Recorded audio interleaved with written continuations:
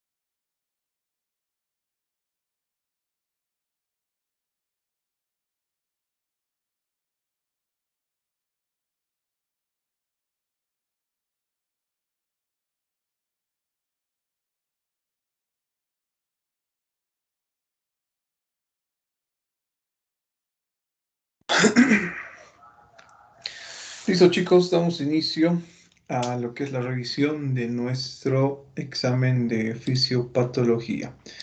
De la misma forma, les voy a pedir, por favor, doctorcitos, que activen sus camaritas.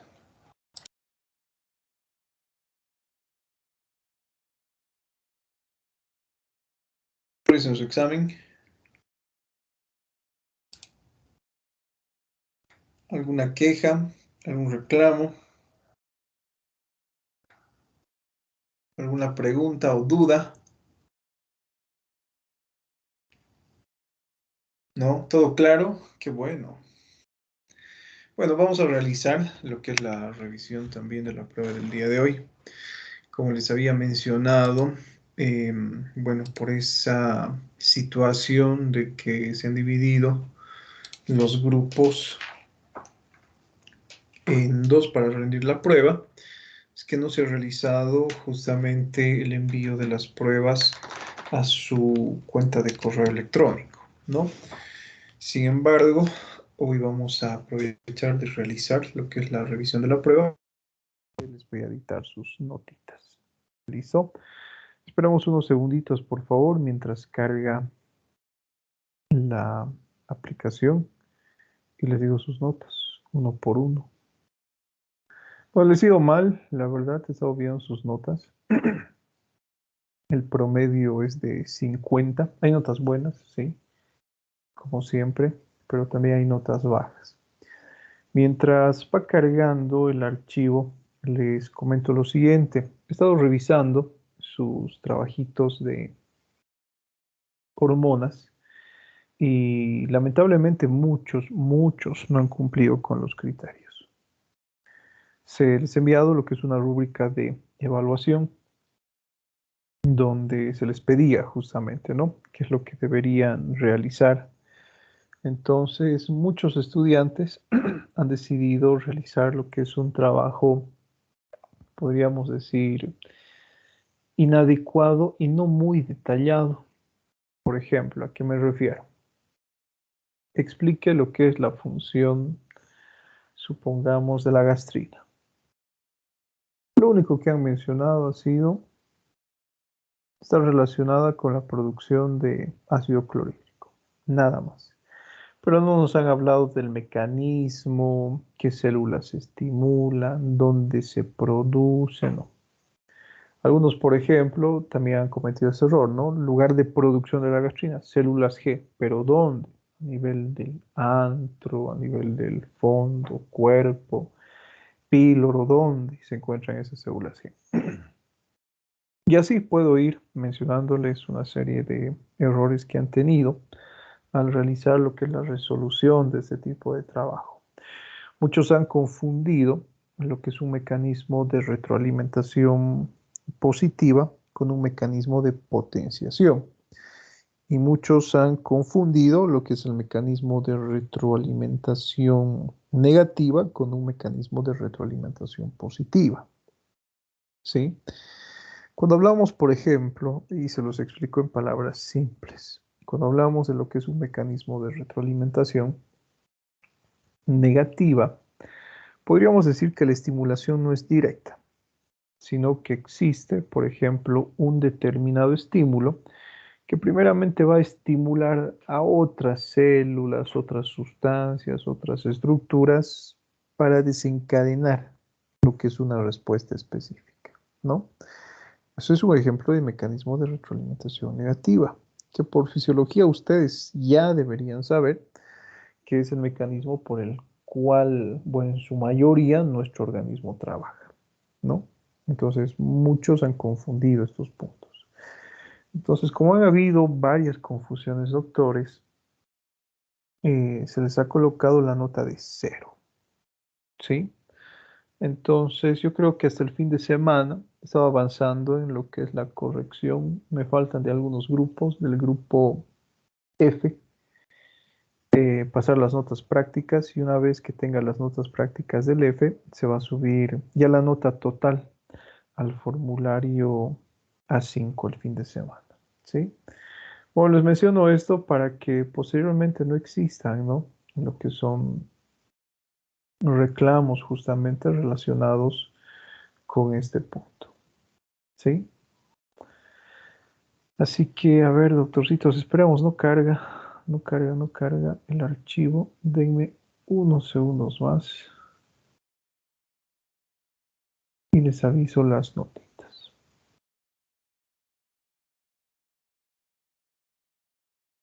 Listo, ahora sí. Este es el grupo A, ¿no? Bueno, ayer estábamos revisando el examen con sus compañeros del grupo D y se les ha preguntado cosas que solamente hemos visto en clases, doctores, ¿no? Así que, bueno, no sé qué es lo que les ha pasado para sacar notas tan bajas. A ver, esperemos. Ya está No, descargándose. Puedo compartirles la pantalla adelante las notas que nos va a dictar son sobre 80. sobre 80, sí. Ayuda. Gracias. Pero en la práctica, la mayoría tiene cero.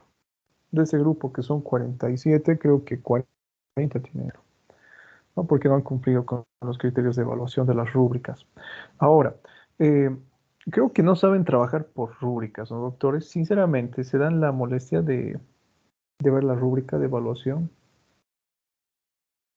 Hay algunos que creo que no, porque sus trabajos no están de acuerdo a las rúbricas, algo que les había mencionado. La rúbrica de evaluación nos sirve justamente, es como un chanchullo, les había dicho, ¿no? A que esté expresado lo que el docente quiere. Siempre y cuando se cumplan con estos criterios, ustedes van a tener lo que es una nota alta. Pero a pesar, por ejemplo, de lo que se les había solicitado, muchos, muchos de ustedes no han realizado lo que es el trabajo de forma adecuada, ¿no? Incluso he podido ver que los trabajos se han presentado faltando algunos minutos para que se cierre la plataforma.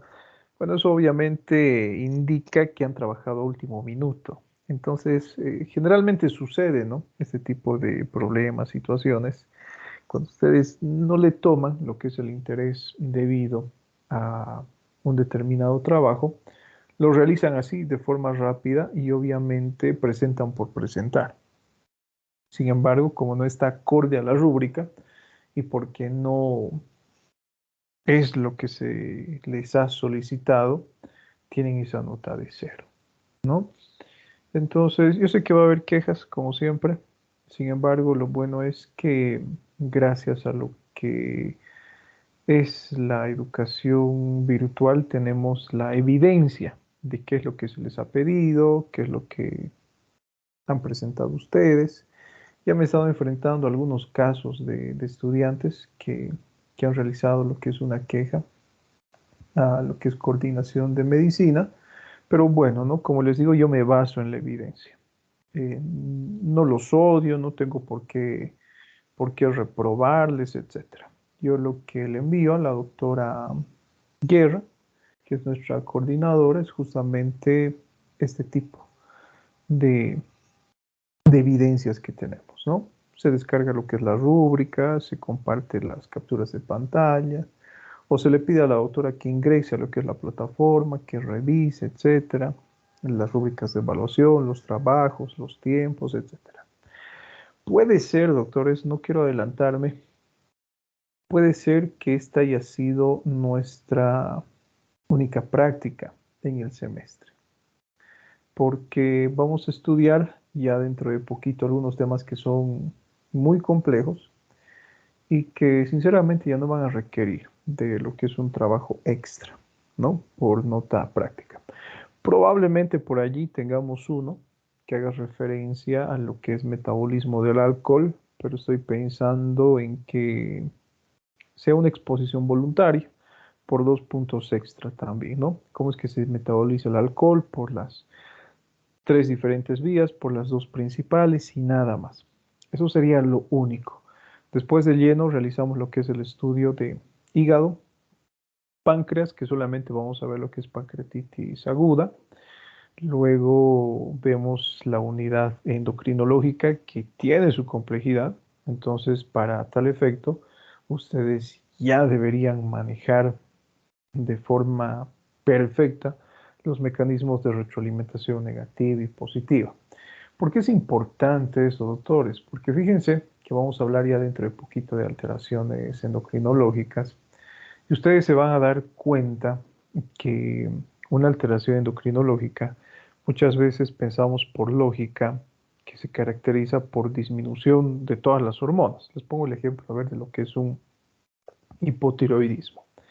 Si el hipotiroidismo es primario, vamos a encontrar disminución de T3, T4, pero con un incremento de la hormona tiroestimulante. Entonces tenemos que entender por qué existe el incremento de la tiroestimulante, ¿no?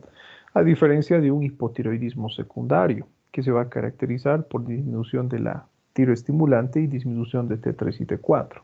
Tenemos que entender por qué una situación se encuentra incrementada y por qué en otra se encuentra disminuida. Entonces, es por eso que se nos va a hacer un tanto más complejo. Y fíjense, así para todas las hormonas. Cuando hablemos de andrógenos, por ejemplo, cuando hablemos de lo que son alteraciones de la fertilidad, lo mismo, hablaremos de la folículo estimulante, qué sucede con la carga espermática, etcétera. ¿Listo? Así que se nos vienen temas que son muy complejos. Y a partir del segundo parcial, incluyendo lo que es el examen final, las preguntas van a ser de mediana complejidad a alta complejidad. Entonces tenían este examen y la práctica para sacar lo que es una nota excelente. Así que es responsabilidad suya nomás, doctorcitos. ¿Sí? Como les digo, yo me voy a basar en la evidencia que tengo acá. Bueno, así que les digo sus notitas. A ver. Todos están viendo, este archivo lo acabo de descargar, así que para evitar cualquier tipo de susceptibilidad, ¿no? Ahí está la nota de Lucero, 60, Gracias. Acebo, ahí está su nota, Acebo, Gracias. 58, Argote, ahí está, verifique su nota por Ya. favor, Noelia, José, Arraya, Sí, doc. ahí está su nota también, Cecilia. Continuamos. Valderrama.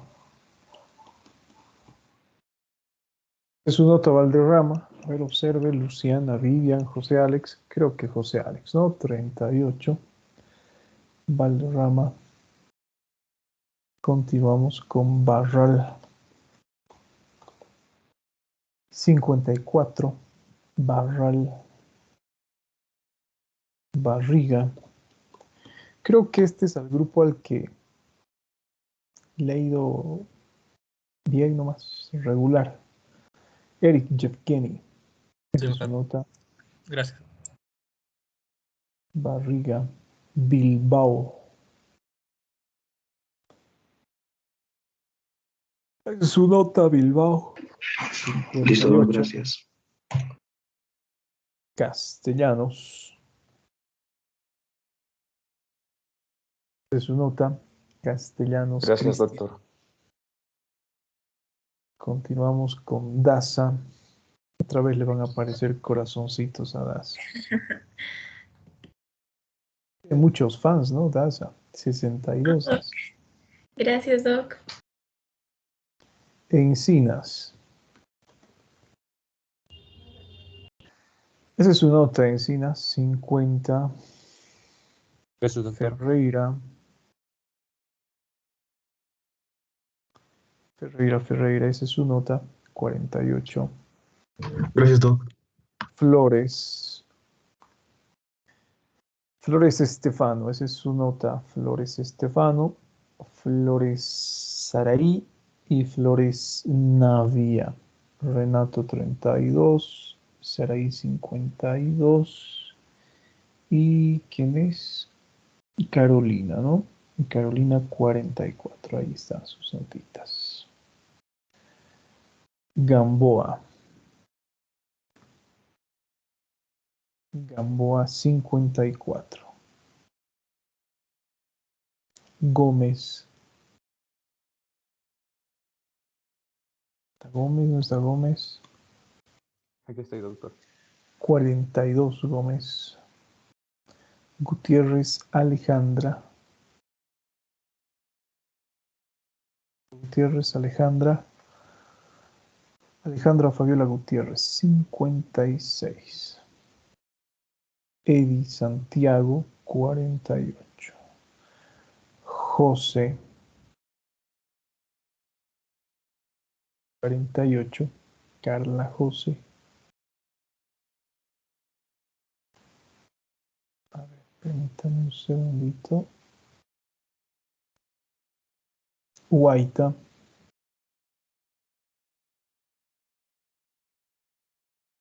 $50. Ibarra, 62. López. Isabel López Ojeda, 48. Luján. O Luján no dio la prueba. Creo que no está inscrita, ¿no? Márquez. ¿Está Márquez? ¿No está Márquez? Joana, 46. Doctor. Ahí está Márquez. Ya no puede faltar más Márquez, ya sabe, por si acaso. Miranda Nayeli, 52. Miranda Francisco, 46. Gracias, Muñoz. doctor.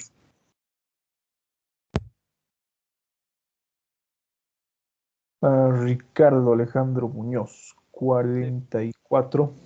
Está bien. Nilipu. Nilipu, 52. Gracias. Ortega. Ortega, 40. Damaris Veridiana. Ortuño. ¿Es Ortega? Sí, doctor, gracias. No podía activar el micrófono. Listo. Natalie Nicole Ortuño, 42. Parco, Presente, doctor. 48. Parco. Pérez. Presente, doctor. Pérez Dylan, 42. Marco Fabián. A ver, ¿dónde está Marco Fabián? 60. Marco Fabián. Pizarro. Está Pizarro. 48. Gracias. Riva. Riva Presente, doctor. Gardenia, 52. Rocabado. Laura, 56. Rocabado. Sánchez. Presente, doctor.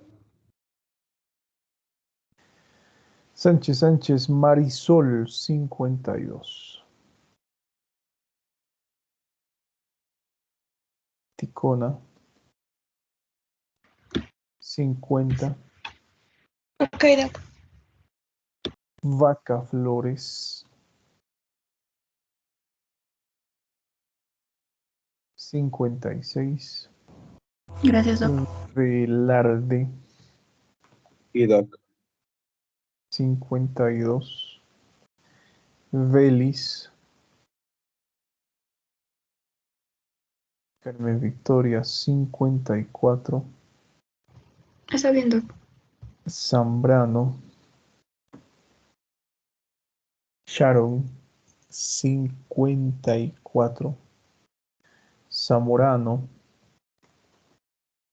Morano. Aquí, doc. Javiera Isidora, 46. Centeno, Presente, doctor. 54. Hurtado, Presente, doctor. 54. Leandro, está Leandro, 42. Y Achá, está Achá, Creo que no. 32. Listo. Esas son sus notas, doctorcitos. ¿Sí? Ahora revisamos el examen. A ver, ¿dónde está? Acá está. Listo. Bueno, para evitar, ¿no?, cualquier tipo de error que les perjudique en la nota, realizamos lo que es la revisión de la prueba, doctorcitos. Así que atentos, como les estaba mencionando, no hemos visto temas que no hayamos tocado, ¿sí? Todos los hemos estudiado y yo creía que en este examen iba a tener primer 100 en la historia de fisiopatología, pero a ver. Realizamos entonces el repaso, ¿no? Cualquier duda, cualquier consulta que tengan, pueden realizarla. La primera pregunta, eran 40 preguntas, siempre, a ver, empecemos por lo que son las indicaciones. Tiempo de duración 50 minutos, inicio 14:00, fin 14:50. Bueno, para ustedes ha sido de 5 de la tarde a hasta las 5:50, ¿no? Sin embargo, se les ha dado lo que es un periodo extra más de tiempo, bueno, algunos minutitos, 5 minutos, para que realicen lo que es la entrega, ¿no? Escoja las respuestas correctas, o recuerde que puede existir más de una respuesta correcta. Envíe el formulario de evaluación por lo menos 5 minutos antes de que culmine el tiempo del examen. No se aceptarán exámenes enviados fuera de tiempo.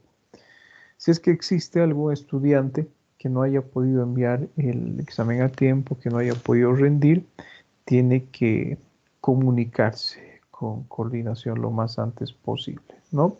Si tiene la posibilidad de asistir, mejor, para que le programen lo que es el examen rezagado. Los autores, que es oral.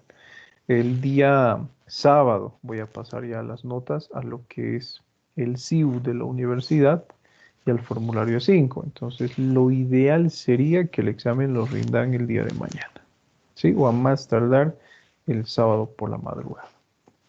¿Listo? Tomen en cuenta eso, por favor, y avisen si es que tienen algún compañero por allí que no ha rendido la prueba. Bueno, en este caso no hay donde perderse. Estimula la contracción de la vesícula biliar, la enzima pancreática y la secreción de bicarbonato y el crecimiento del páncreas. CSK, colecistoquímica. Su estímulo para su producción es la estimulación vagal gastrina. Hemos hablado en clase, si ustedes recuerdan, de la denominada fase cefálica y la fase gástrica de producción de gastrina, ¿no? Bueno, tiene la función de relajar los esfínteres y el músculo liso circular del intestino y estimula la secreción intestinal y pancreática. El VIP, el péptido intestinal vasoactivo. Promueve el flujo sanguíneo, aumenta la secreción de moco y bicarbonato de la mucosa gástrica. De eso también hemos hablado en múltiples ocasiones. Las prostaglandinas, ¿sí? Prostaglandinas. Ya sabemos cuál es la función de estas. Durante el proceso de digestión se secretan grandes volúmenes de líquido en el lumen del tracto gastrointestinal. Las secreciones surgen de glándulas exocrinas y células epiteliales. Entonces, ambas respuestas son correctas. ¿Listo? Seleccione lo que es correcto en relación a la motilidad del sistema gastrointestinal.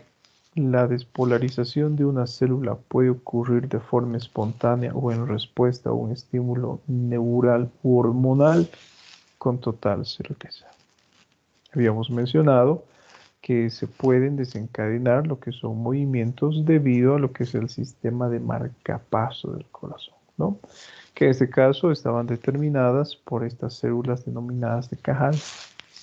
Y también habíamos hablado que existen estímulos para que exista un incremento de la motilidad intestinal, como la distensión y, por ejemplo, la acción de algunas hormonas. Entonces es completamente válida. El músculo liso muestra diferencias en las propiedades contráctiles en diferentes regiones del tracto, sí. Algo que les había mencionado. Tenemos, por ejemplo, lo que son las contracciones rápidas, las contracciones lentas. Dentro de las rápidas tenemos las fásicas que pueden tener un tiempo corto de duración, un tiempo prolongado de duración. Habíamos hecho mención a que una porción del intestino se contrae mientras la otra porción permanece lo que es relajada. Esos movimientos sincrónicos permiten que el alimento, pase a través de la estructura gástrica o gastrointestinal como tal, ¿no? Las ráfagas cortas de espigas causan actividad motora fásica que son frecuentes en las regiones intermedias del tracto gastrointestinal. También es completamente correcto. Recuerden que tenemos ráfagas largas de estas ondas en espigas, que como dice el nombre, tiene un tiempo de duración mucho más prolongado y que se encuentra específicamente a nivel de los esfínteres. Y eso es lo que produce el tono de este tipo de estructuras, ¿no? Sin embargo, entre los esfínteres encontramos lo que es el cuerpo esofágico, por ejemplo, que se caracteriza en este caso por presentar este tipo de ráfagas en espigas, pero de corta duración. ¿Sí? Y bueno, ya siendo redundantes, ¿no? En las ráfagas de espigas más largas provocan contracción muscular tónica. Totalmente incorrecto.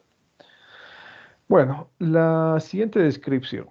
Los receptores de estiramiento vagal en la pared del esófago detectan la distensión por el bolo e inducen a un reflejo vagovagal, durante el cual los nervios motores vagales inducen a una onda de contracción que se extiende a lo largo del esófago. ¿A qué corresponde? Peristaltismo primario, ¿sí? Que de la misma forma, doctores, hemos hablado hasta el cansancio en nuestras clases. Cuando hablamos de peristaltismo primario, les había mencionado que justamente se desencadenan por lo que es la distensión debido a lo que es el bolo alimenticio, ¿sí? Y que se extiende desde la cavidad oral hasta la boca. ¿Qué más? El 8, o la pregunta 8. Seleccione lo que es correcto. ¿El primer tercio del esófago está compuesto por músculo estriado? Sí. El tercio medio constituye una mezcla de músculo estriado, liso y estriado, sí. Y el tercio inferior es músculo puramente liso. Totalmente correcto, ¿no? Tanto el esfínter esofágico superior como el esfínter esofágico inferior generan pequeñas zonas luminales de alta presión, mientras que el resto del lumen esofágico tiene presiones más bajas en comparación a estas estructuras. También es totalmente correcto, ¿no? Hemos hablado de las diferencias de presiones que existen en las diferentes partes del esófago. Entre degluciones o en ausencia de estas, el esfínter esofágico superior y el inferior permanecen cerrados. Totalmente correcto, ¿no? Durante la deglución, las fibras inhibitorias vagales permiten que el esfínter esofágico inferior se relaje. También es correcto, ¿sí? Entonces no hay nada que corregir acá. Son causas de disfagia motora, anormalidades del desarrollo. No. Recuerden, el día de ayer uno de sus compañeros me decía, pero es una alteración motora las anormalidades del desarrollo. Les había mencionado en clases, ¿no, doctores? ¿A qué hacemos referencia con alteraciones motoras?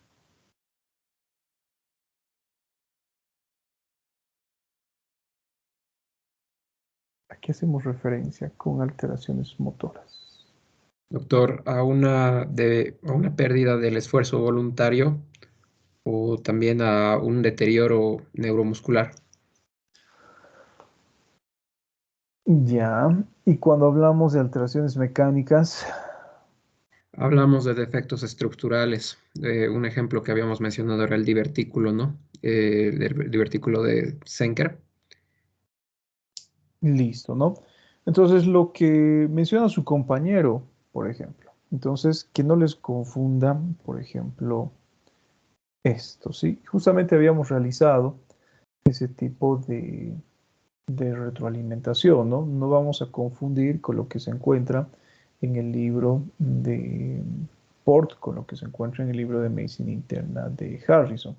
Prácticamente nos habla de lo mismo, pero con otras palabras, ¿no? Utilizando lo que es otro tipo de terminología. Entonces, bueno, en este caso, ¿no? Cuando hablamos de causas de disfagia motora, alteraciones como el deterioro del esfuerzo voluntario y alteraciones neuromusculares. Las anormalidades del desarrollo, que son alteraciones estructurales, se consideran una alteración mecánica.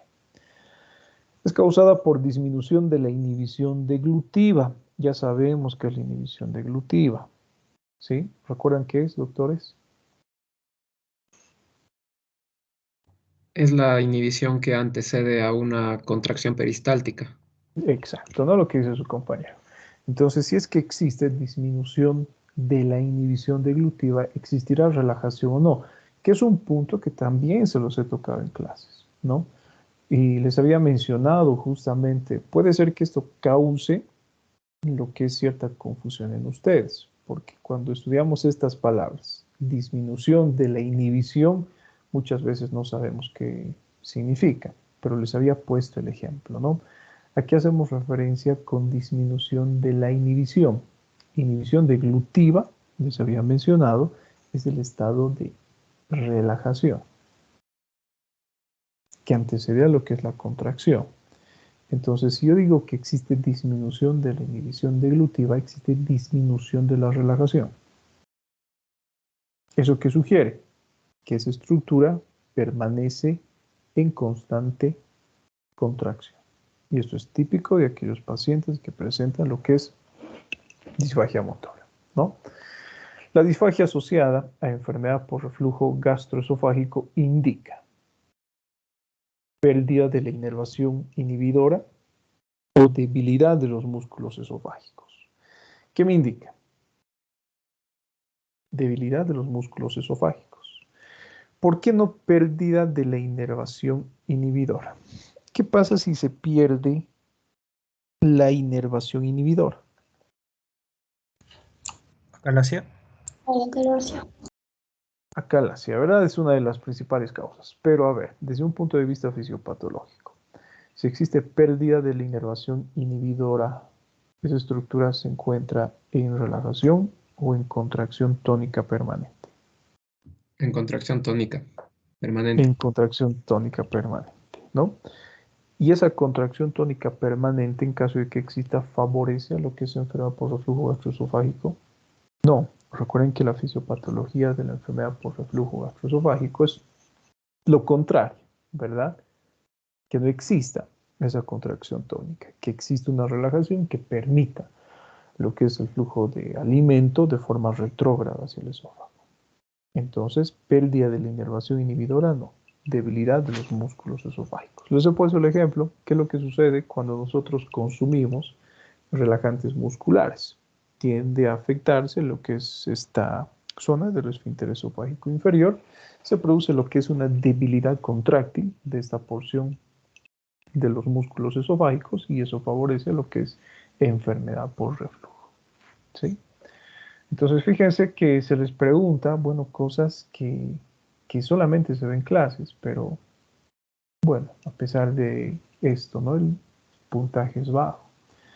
No es causa mecánica, no es causa mecánica de disfagia orofaringea. Un absceso periamigdalino sí. ¿Por qué? Porque es una alteración estructural. La ingestión de cáusticos también, porque resulta en lo que es una degeneración estructural. La micrognatia, de la misma forma, es una causa mecánica porque existe alteración estructural, un mentón pequeño, hipoplásico, por ejemplo. El accidente cerebrovascular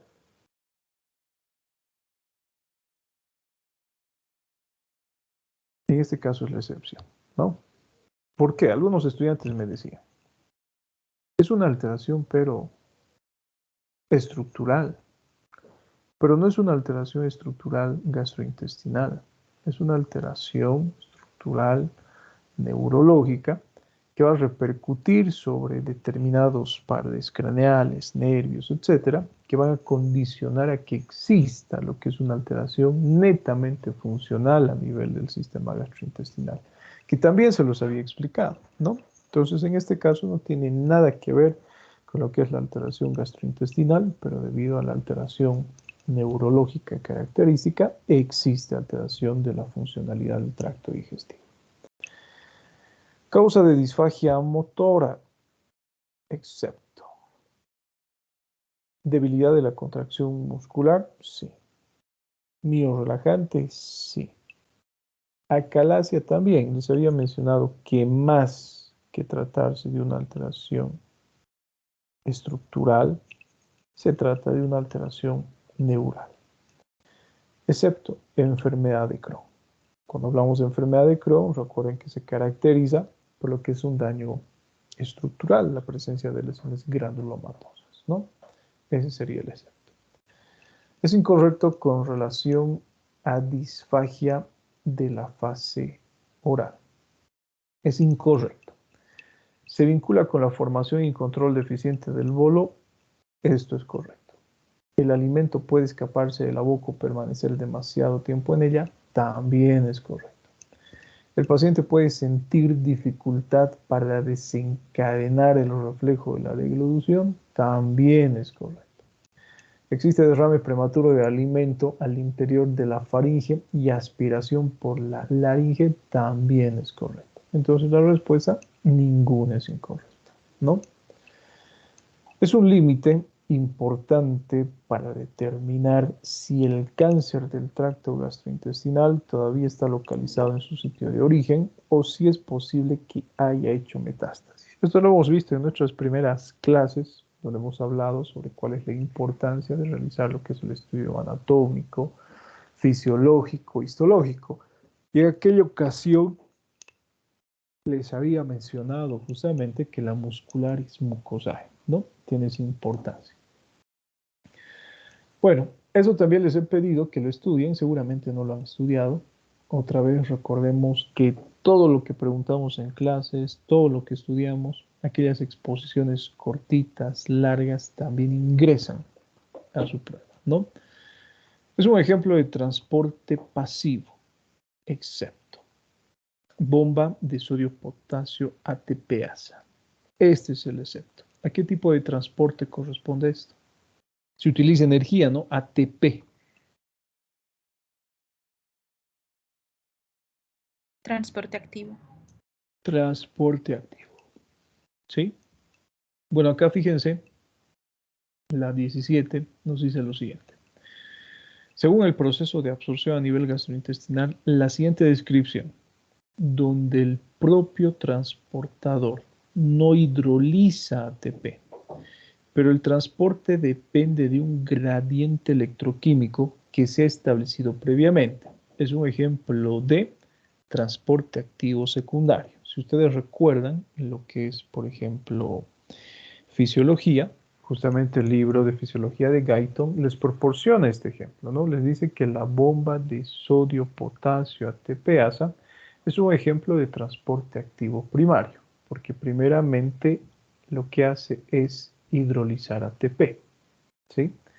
Posteriormente, debido a lo que es este ejemplo, existe lo que es la formación de un gradiente electroquímico, que en este caso va a facilitar lo que es el transporte activo a través de esta misma bomba de sodio-potasio ATPasa, pero ya sin la necesidad de utilizar o hidrolizar lo que es ATP.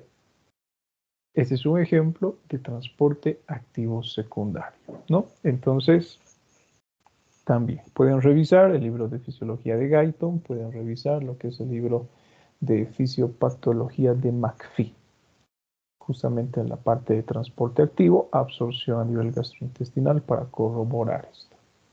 Bueno, se consideran estimulantes para la secreción de ácido clorhídrico, excepto acetilcolina. ¿Es estimulante? Sí. La gastrina. ¿Es estimulante? También. La histamina es estimulante también. ¿Cuál no es estimulante? La somatostatina. Recuerden que la somatostatina va a tratar justamente de inhibir lo que es la acción de la acetilcolina, gastrina e histamina. Es algo que también se los he mencionado a detalle cuando hemos realizado lo que es el estudio de síntesis de ácido clorhídrico. ¿Sí?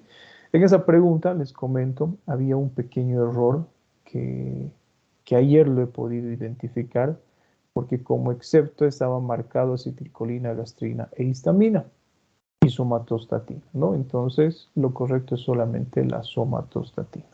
La corrección se ha hecho de forma automática para todos los grupos que han rendido esta prueba. ¿Sí? Ese ha sido el error en la selección de respuestas correctas, pero como ven ya se encuentra correcto, ¿no?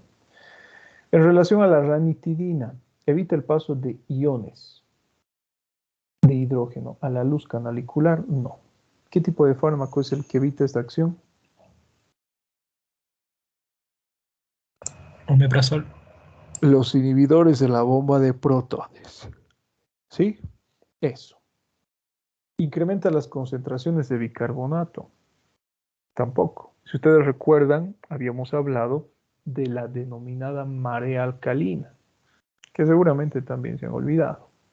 Existía lo que era el intercambio de cloro con bicarbonato. El cloro ingresaba a la célula parietal, ingresaba luego, se dirigía hacia la luz canalicular y el bicarbonato hacia el torrente sanguíneo, incrementando lo que es su concentración.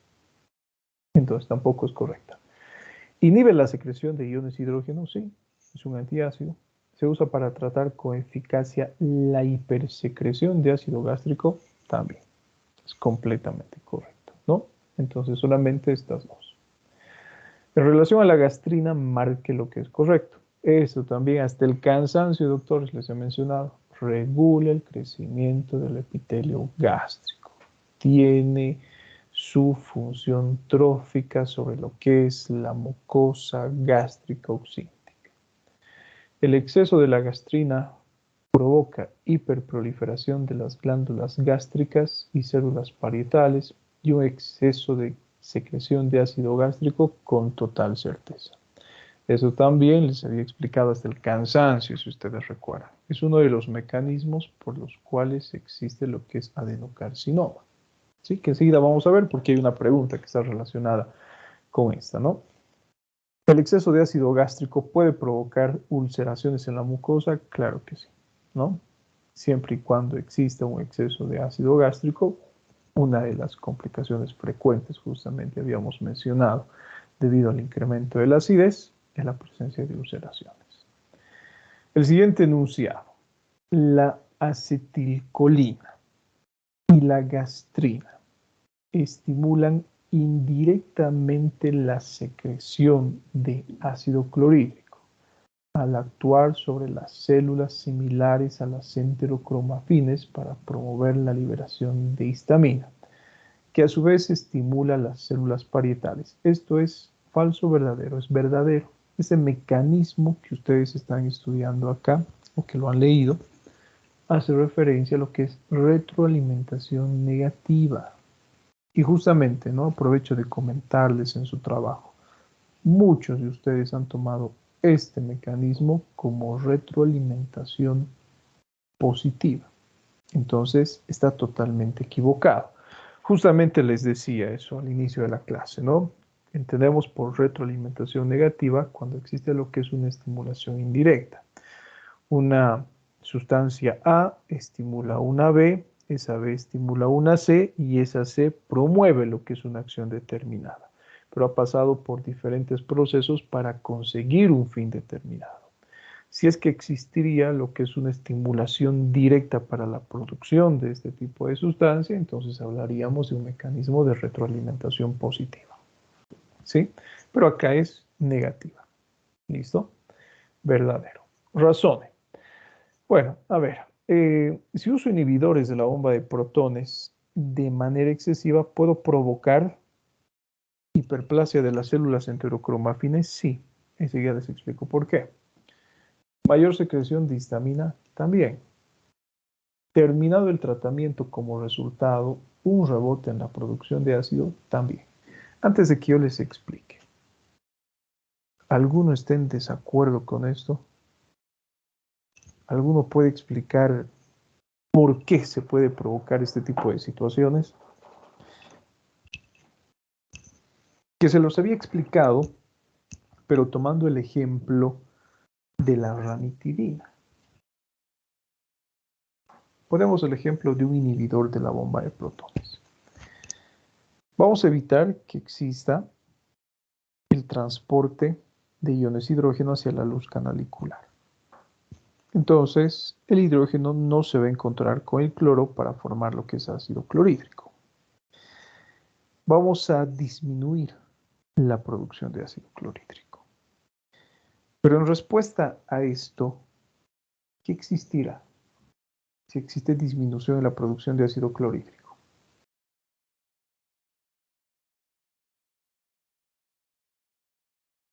¿Cuál será la respuesta a esto, doctorcitos? Bueno, que les sirva el repaso, ¿no? Para ya no cometer Incrementa estos la errores. producción de gastrina. Incrementa lo que es la producción de gastrina. Es algo que les había mencionado, ¿no? ¿Qué es lo que van a pensar las células G? Piensan, no, está pasando algo acá. No se está produciendo ácido clorhídrico. Entonces voy a producir mayor cantidad de gastrina. ¿Sí? La gastrina va a tener su efecto directo sobre lo que son las células enterocromafines.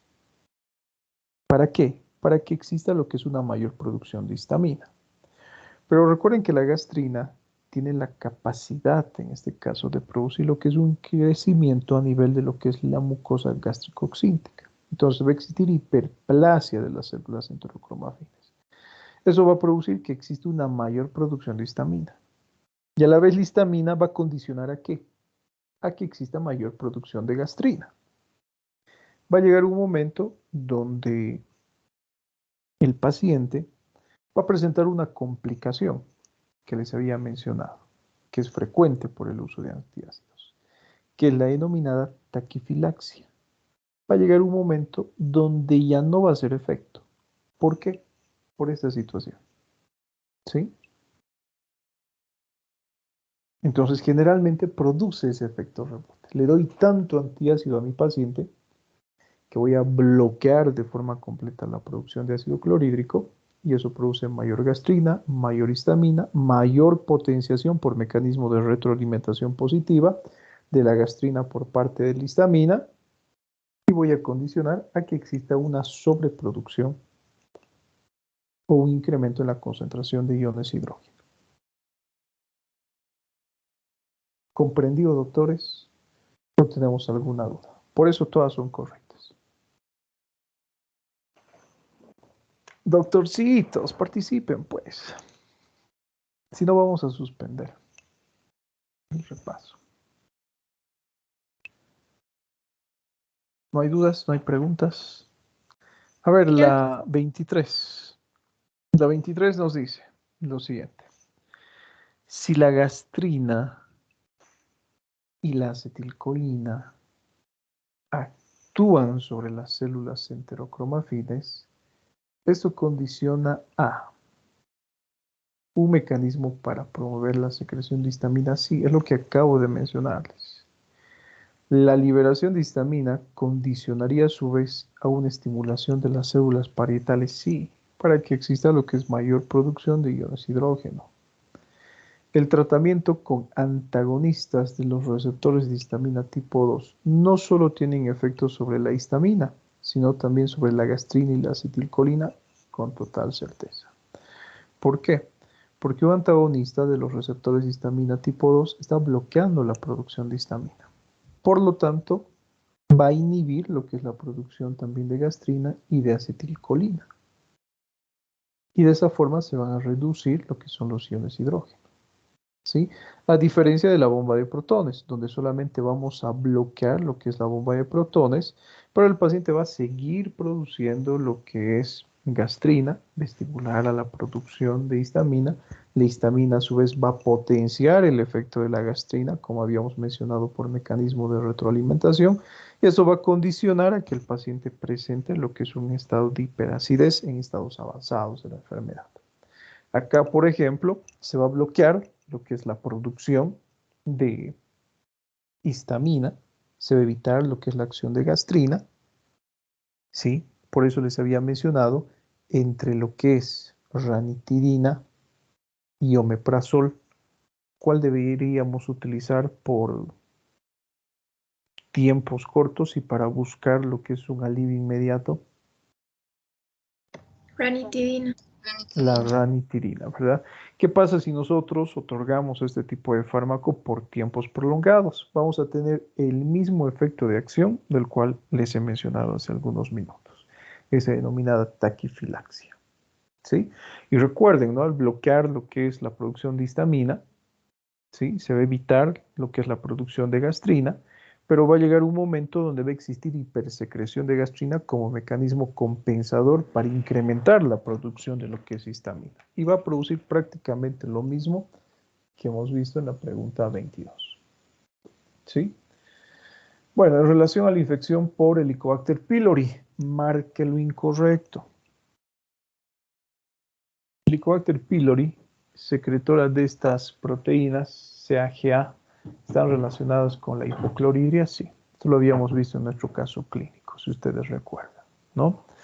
Incluso por esta razón se considera lo que es un mecanismo protector frente a lo que es el desarrollo de irritación, inflamación a nivel de la estructura esofágica, o muchas veces les había mencionado, también favorece a lo que es la aparición del denominado esófago de Barrett, ¿sí? Se considera protector esta cepa, que es capaz de producir este tipo de proteína. Bueno, el segundo punto, ya siendo redundantes, ¿puede considerarse un mecanismo protector contra cambios estructurales ocasionados por enfermedad por reflujo gastroesofágico? Sí. Su propagación a cuerpo conduce a atrofia de células parietales e hipergastrinemia de la misma forma, ¿no? Justamente les había mencionado que los procesos infecciosos atróficos ubicados a nivel del cuerpo producen lo que es hipocloridria, lo cual lleva a lo que es hipergastrinemia. Ya sabemos a qué nos lleva la hipergastrinemia, lo que es la hiperplasia de las células enterocromafines. Y esto genera en el paciente lo que son los adenomas, hiperproductores de gastrina, ¿no? Por ejemplo, el síndrome de Zollinger-Ellison, la neoplasia endocrina múltiple tipo 1, y eso condiciona obviamente a lo que es un adenocarcinoma gástrico, ¿sí? Entonces, todas son correctas. Media los efectos eméticos de los fármacos, la zona gatillo.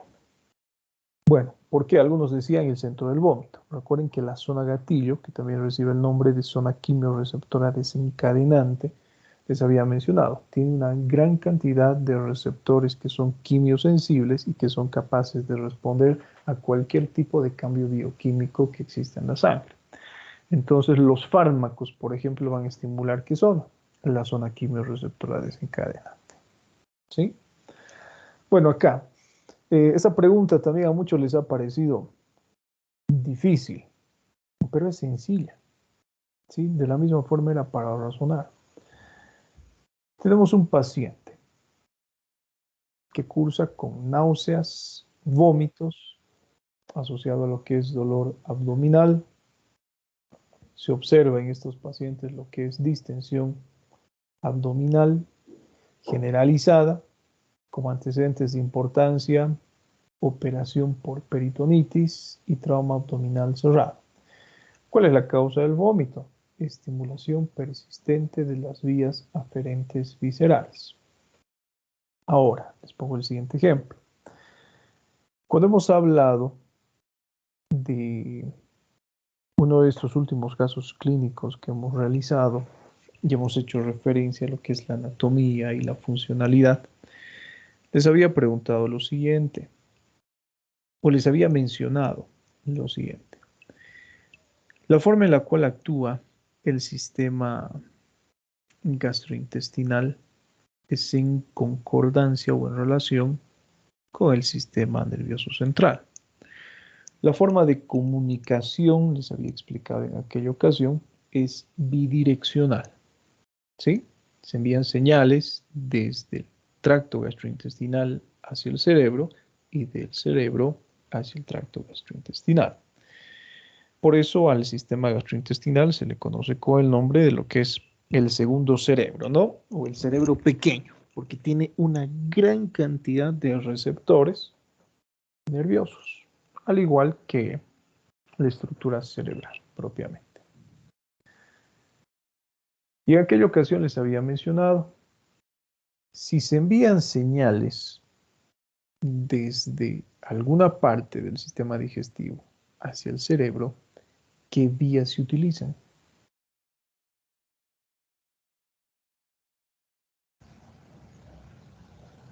Aferente.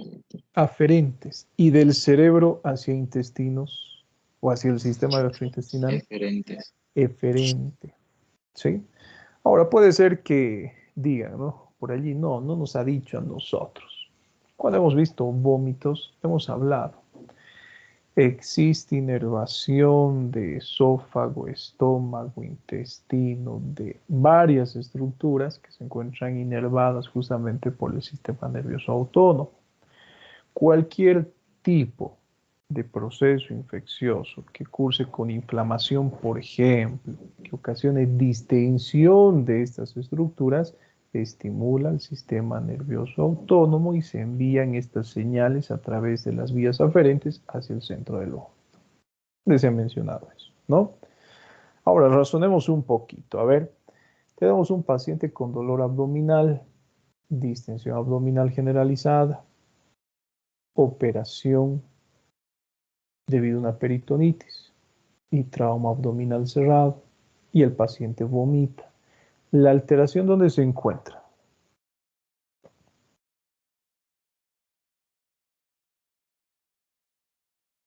¿En qué sistema? Gastrointestinal. Gastrointestinal. Entonces, partiendo de lo que hemos hablado, si esa alteración se origina a nivel del sistema gastrointestinal, va a estimular al sistema nervioso central. ¿A través de qué vía? ¿Aferente o eferente? Aferente. Aferente. Si yo les pongo el caso clínico y les digo, tenemos un paciente que ha sufrido un traumatismo cráneoencefálico que está vomitando, ¿por qué vía se desencadena el vómito? En este caso, tenemos una alteración neurológica central que está produciendo un estímulo hacia el sistema gastrointestinal. ¿A través de qué vía? Eferente. Eferente. ¿Sí? Listo. Así de simple, doctores. Miren que en cuestiones muy simples se han equivocado. Por eso les digo, esperaba en este examen que saquen sí. ¿Sí? Seleccione lo que es correcto respecto a acalasia. La radiografía es diagnóstica, sí. Es diagnóstica. ¿Qué imagen encontrábamos en acalasia que era diagnóstica, que era típica de acalasia? El pico del oro, doctor. En pico de pájaro o en pico del oro, ¿no? La endoscopía, ¿es el método de elección para hacer el diagnóstico? No. Recuerden que la endoscopía solamente me va a servir para hacer referencia o para estudiar, por ejemplo, lo que es las lesiones, ¿sí? Típicas de este tipo de patología. Veré las erosiones, la inflamación, el grado de irritación, observaré lo que es el grado de estenosis, etc. Pero no es el método a elección para realizar el diagnóstico. Ahora, puede ser que alguno me diga por allí, ¿no? En el caso clínico, usted nos ha presentado lo que es un esfínter esofágico inferior, donde claramente se veía lo que es cierre. Entonces, si yo veo cierre, yo hago el diagnóstico de acalasia. No es así. Recuerden lo que les había mencionado en clases. Nosotros podemos tener lo que es una capacidad esofágica de distensión de unos 4 centímetros de diámetro. La acalasia, ¿cuándo se presenta? Cuando existe una reducción por debajo de 2.3 centímetros, para sólidos, para líquidos no. Incluso les había mencionado, puede ser que en este caso la reducción del diámetro esofágico sea mucho menor a 2.3 centímetros. Y el paciente puede ser asintomático a pesar de esa reducción. ¿Sí? Eso depende de varios factores. ¿De qué depende? ¿Recuerdan de qué depende la disfagia? De la capacidad de distensión del esófago, que es lo que estamos hablando ahora, y del tamaño del bolo alimenticio. Si es que mi paciente consume, por ejemplo, lo que es una alimentación adecuada e ingiere lo que es un bolo de tamaño adecuado, a pesar de que exista reducción del esfínter esofágico inferior, no va a existir dificultad deglutiva. ¿Sí? ¿En qué caso debería existir dificultad deglutiva? Si mi paciente consume un gran bolo, por ejemplo, si se atasca con alimentos. En ese caso sí. Entonces, debido a todas estas situaciones, no se considera la endoscopía como un método de elección para hacer el diagnóstico de la calasia. La pH-metría es útil para establecer el diagnóstico para nada, ¿no? La manometría esofágica revela incremento de la presión del esfínter esofágico inferior con total seguridad, ¿no? Es lo característico. Bueno, continuamos. Mecanismos de neutralización del reflujo gastroesofágico. Disminución de salivación, no. En este caso teníamos dos, peristalsis esofágica y bicarbonato. ¿Sí? Seleccione lo que es correcto. Shock hipovolémico, bueno, todas son correctas. Reduce bicarbonato, sí.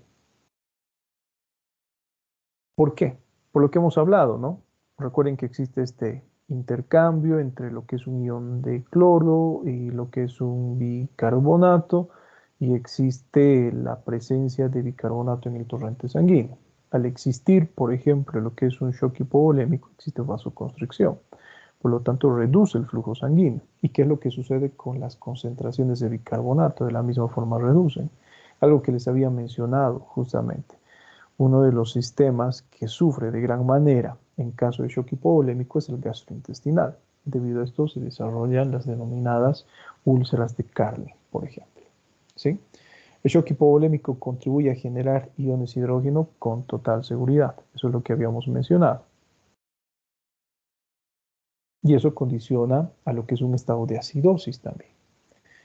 Un shock hipovolémico contribuye a lesión de la mucosa gástrica también, por todo lo que estamos hablando, ¿no? Y el shock hipovolémico, bueno, lo que ya les he mencionado, ¿no? Induce a lo que es un estado de acidosis. Todas son correctas.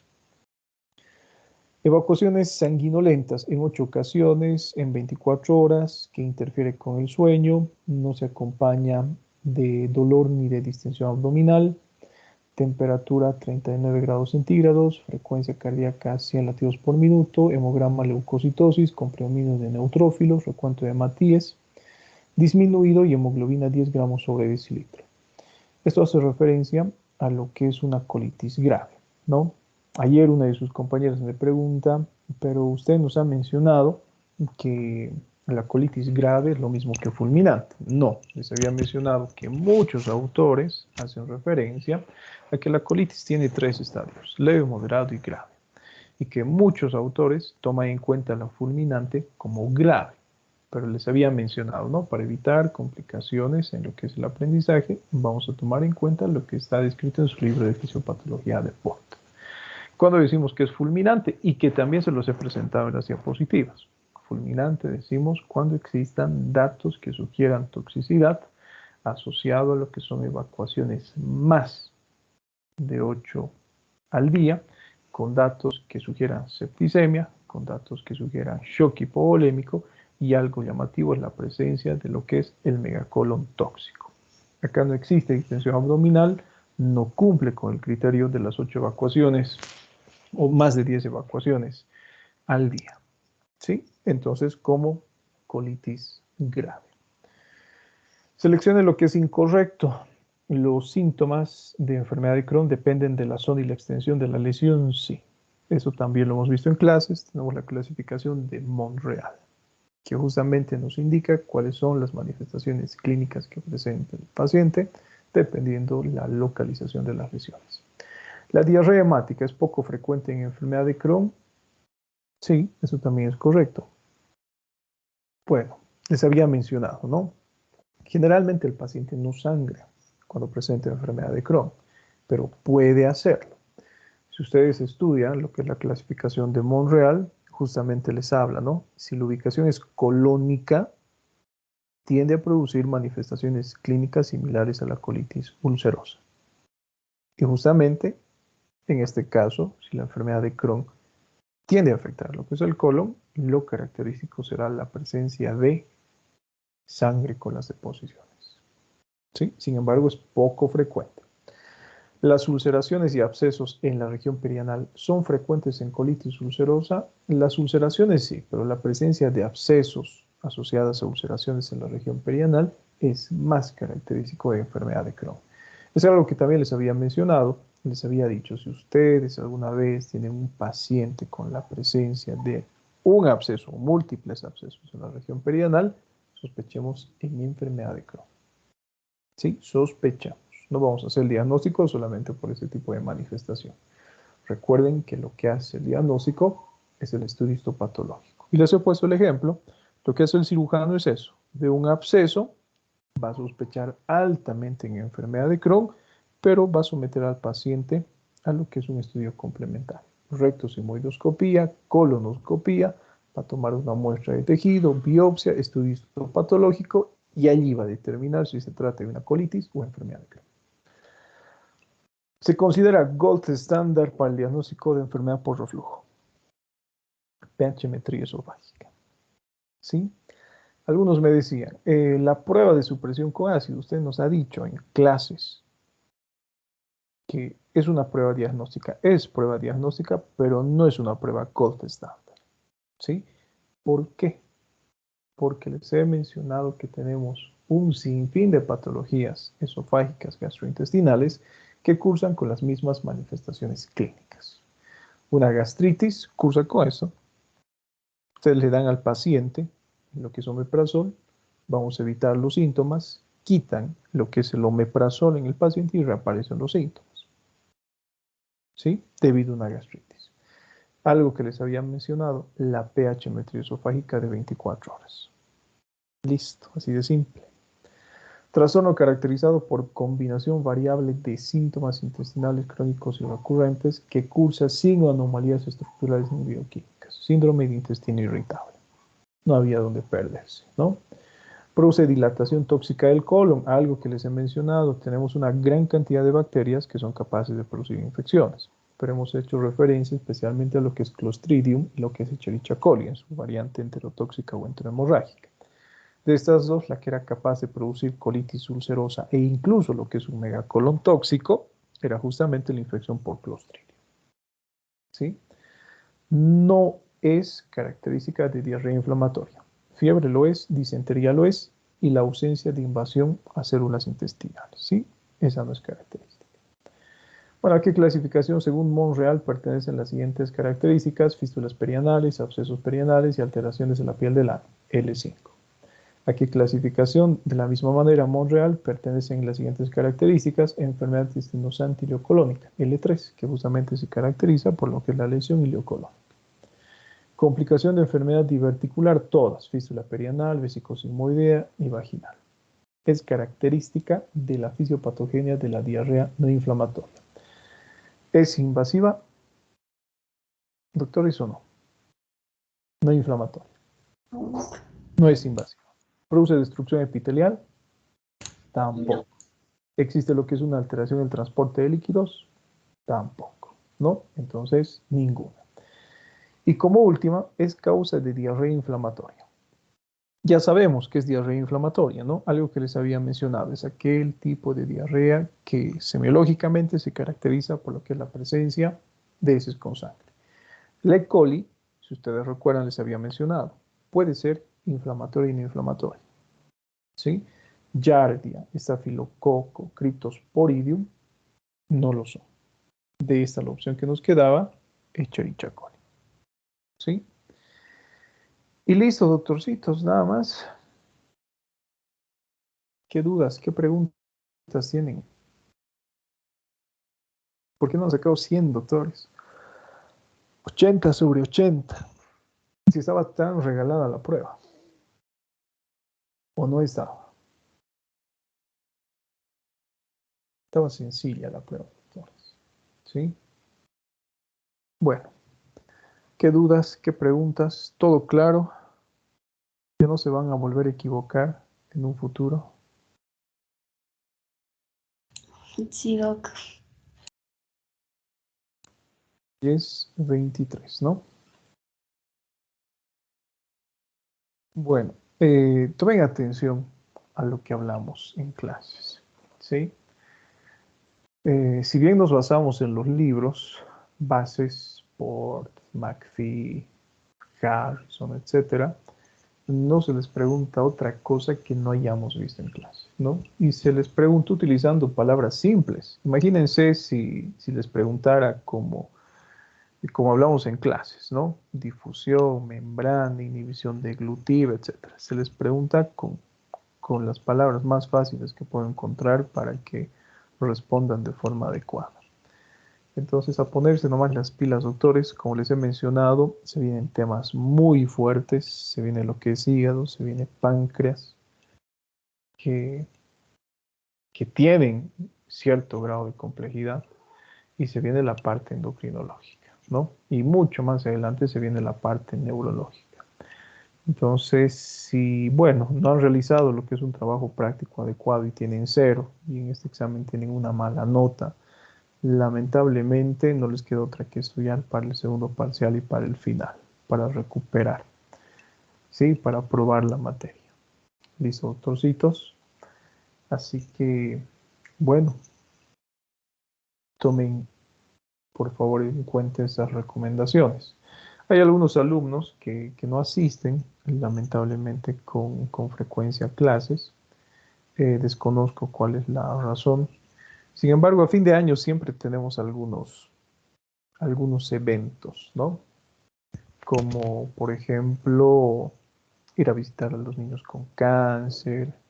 La misma universidad organiza, por ejemplo, lo que es la compra de regalos para Navidad, para llevar a estos pueblitos alejados, etc. Entonces, si lamentablemente van a estar inhabilitados para su examen final, doctorcitos, la única forma de habilitarles es que se disfracen a fin de año de duendes, de Papá Noel, qué sé yo, ¿no? Para habilitar al examen final. Así que si quieren evitar ese tipo de situaciones, asistan a clases, por favor. Ya tenemos acá unos 2 o 3 duendes más o menos que van a asistir a estos eventos que organiza la universidad para ayudar a estos niños. Bueno, atentos por favor a la lista a ver quién está en sala de espera. Isabel Doctor, López. Sí, adelante. una pregunta. Bueno, es con respecto a la parte práctica. La última clase, digamos que hemos visto casos clínicos del día 16, si no me equivoco. Ese día la participación también contaba. Es que estaba viendo la lista ayer y creo que no ha contado la participación. Sí, no, para nada. Justamente en las mismas diapositivas están, ¿no? En cada caso clínico en la cual contaba la participación, justamente dice valor 2 puntos. ¿Sí? Ay, doctora, gracias. Y en este último caso clínico, no.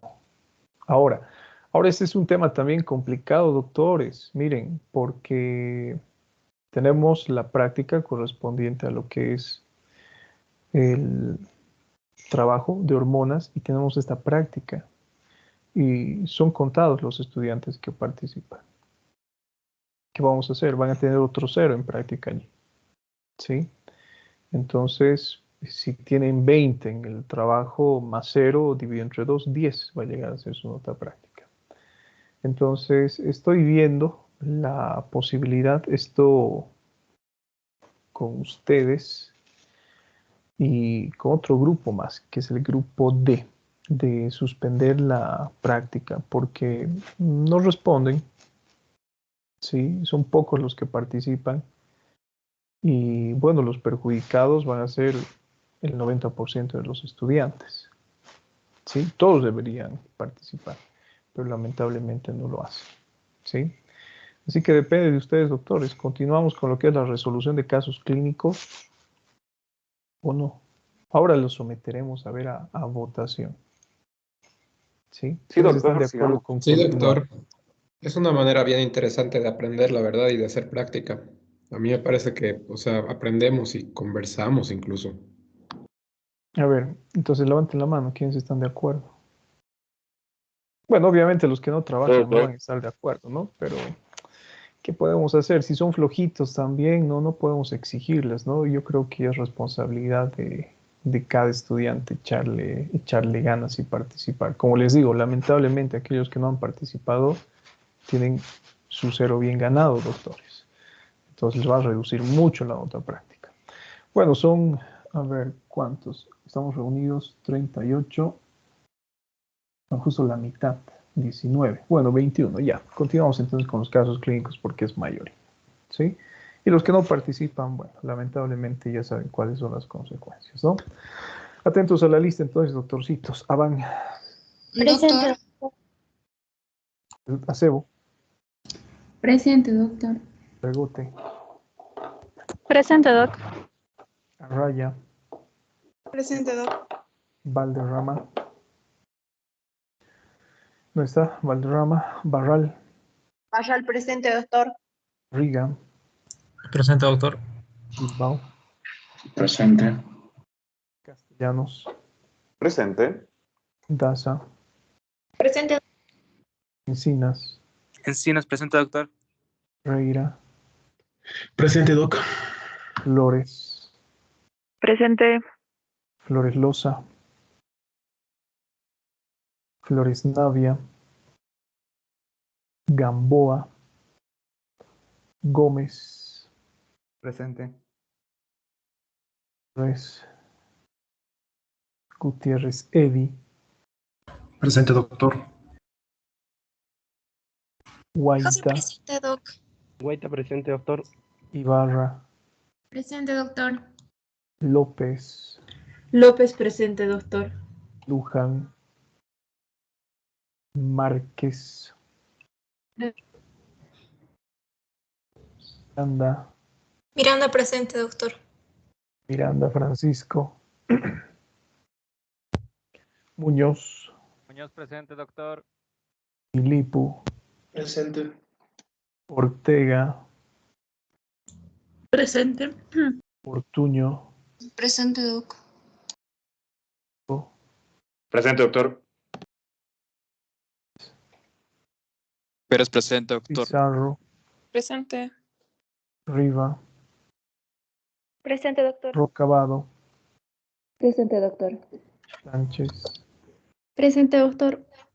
Ona, Ticona, presente, doc. Vaca Flores, Presente, doctor. Velarde, Presente, Doc. Vélez, Presente, doctor. Zambrano, Saborado, Presente, doc. Centeno, Presente, doctor. Hurtado, Presente, doctor. Leandro y Achá. Listo. Bueno, chicos, nos vemos entonces. Que tengan buen día. Cuídense. Chau, chau. Igualmente, doctor, gracias. Hasta luego. Gracias, doctor. Hasta luego. Hasta luego, doctor. Gracias.